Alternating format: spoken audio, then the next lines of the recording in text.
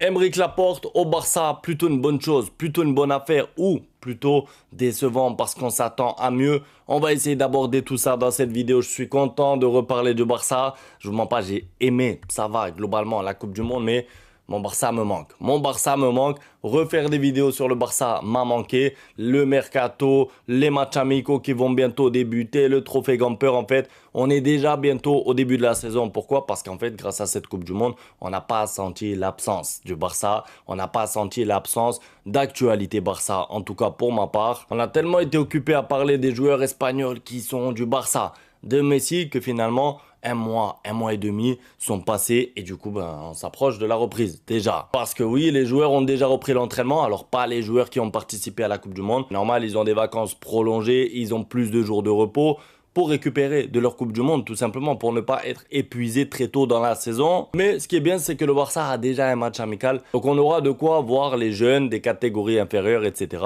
C'est plaisant. Alors du coup, le Barça fonce sur Aymeric Laporte. Le club Blaugrana a pris contact avec son entourage. Le joueur est OK pour venir. Clause inférieure à 15 millions, le Barça peut former la charnière de la Roja avec Koubarsi. Alors, concernant Laporte, j'ai vu un petit peu de tout sur Twitter, évidemment, des gens qui disent c'est une catastrophe, il a